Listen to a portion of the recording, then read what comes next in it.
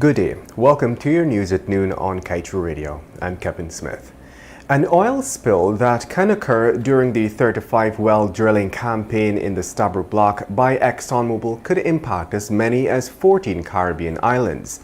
This is according to the cumulative impact assessment submitted by the operator, ESSO, to Guyana's EPA. This study will determine if a permit will be granted to facilitate the new operations offshore.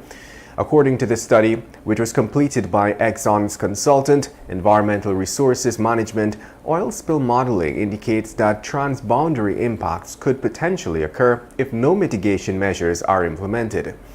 Notably, the modeling results showed that an unmitigated oil spill can reach Trinidad and Tobago, Aruba, Bonaire, and Curacao, Grenada, St. Vincent and the Grenadines, St. Lucia, Martinique, and Barbados, as well as the Dominican Republic, Haiti, and Jamaica.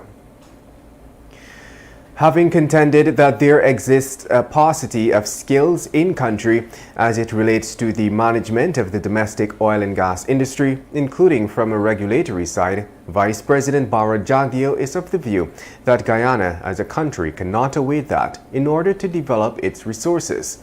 He gave the position publicly during discussion with Mr. Daniel Jurgen, Vice Chairman of S&P Global, where the two explored Guyana's rise as an energy power during the Sarah Week 2023 held in Houston, Texas. He qualified his position by pointing to the pace at which the industry is moving along, to which is forcing the administration to keep pace on the regulatory side. Speaking to Guyana's carbon credentials, Vice President Jagdeo was quick to remind that even at a net zero target achieved in the world, oil and gas products, that should be oil and oil products, would still be required. And Vice President Jagdeo, the designated spokesperson on Guyana's oil and gas sector, has not been hosting regular press briefings to update the public on important developments in the industry and management of state affairs. This, according to attorney at law and chartered accountant Christopher Ram, is a threat to citizens' right to information and the essence of good governance. Ram expressed disappointment at Jagdeo's visceral reaction to the queries raised by Kaieteur News. The attorney said Jagdeo gave irrational responses to legitimate questions and displayed total disregard for the right of the press to ask piercing and even embarrassing questions. Jagdeo did not engage the media on the petroleum sector, except while giving an update on his recent travels to India. When Kaieteur raised questions regarding the oil and gas sector, the vice president became visibly annoyed and began attacking the credibility of the newspaper. Ram noted that Jagdeo and Exxon now sing from the same song sheet at the expense of accountability, transparency, and disclosure. And again, Vice President Jagdeo has over time repeatedly lambasted the former head of the Environmental Protection Agency for signing the worst permit that authorized the development of the country's first producing oil field, Liza 1. In fact, the former head of state and now vice president over time proffered publicly that it was his administration that would have sought to correct the flaws that were had in the Liza 1 authorization. Dr. Adams set the record straight in the process, accusing the vice president of easily and barefaced misleading the Guyanese public on facts surrounding the inner workings of the oil deals being inked with the oil operators, namely the Stabroek Block. Dr. Adams, in response to the vice president's utterances, firstly sought to point out that the first permit that was issued to the consortium to develop the Liza 1 oil field was in fact signed by the current head of the EPA, Kemraj Parsaram. Taking this into account, Dr. Adams, in his contribution, reiterated that he was retained at the EPA 17 months after that document had been inked. A modified permit issued to the consortium in 2022 has also been inked by Parsaram. And ExxonMobil CEO Darren Woods, during a discussion on Tuesday at the annual S&P Global Sarah Week conference in Houston, Texas, boasted about the story of success, Guyana. Woods was also proud to highlight the company's rapid pace of development in the country. Exxon's boss and S&P Global Vice Chairman Daniel Jurgen had a discussion on future investment strategies on the energy sector. Woods bragged about Esso being able to run production at a higher level than anticipated when investments were made and staying focused, adding that the company is also focused on helping reduce emissions.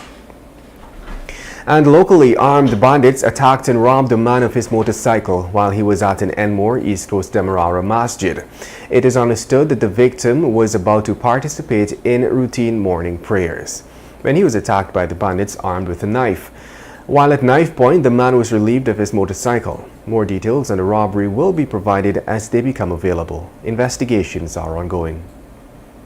And just before we head to a short break, let's tell you the Ministry of Housing and Water, Central Housing and Planning Authority on Monday reported that hundreds of families who have been allocated residential house lots in Phase 4, Amelius Ward, Linden, Region 10, are being prevented from occupying their lands as a handful of squatters remain defiant against all warnings and notices from the ministry. The ministry in a press release said that as contractors attempt to execute infrastructure works in the area, which has been earmarked for road networks, they are being met with harsh opposition by a group of persons claiming to be farmers. The ministry noted in one instance that there was a report of workers being assaulted and machinery being damaged. You're listening to Kaieteur Radio. This is the news at noon. We'll return after the break.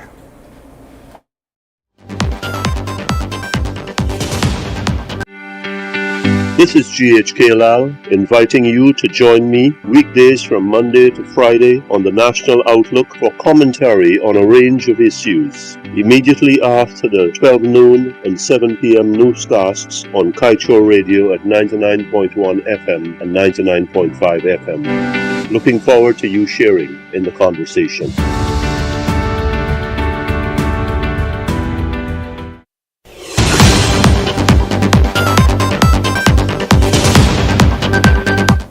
Welcome back. Region 10's Regional Democratic Council is mulling legal proceedings against the town's administration for acting in direct contravention to the instructions of the council, the result of which was a poorly executed Mashramani celebration in the mining town. The parade only consisted of one float, which was financed out of pocket by elected officials and the business community. The RDC was left without any funding for the event after the REO made it clear that he will not fund the activities. In addition, the regional administration, through advertisements via the state media, informed residents that the parade will end at Christiansburg, despite the RDC definitively deciding that it will conclude at Bayrock. And at this point, we close things off with the page 7 of today's Kaieteur News, dedicated to being blunt, after which we'll go straight into the National Outlook with GHK Lal.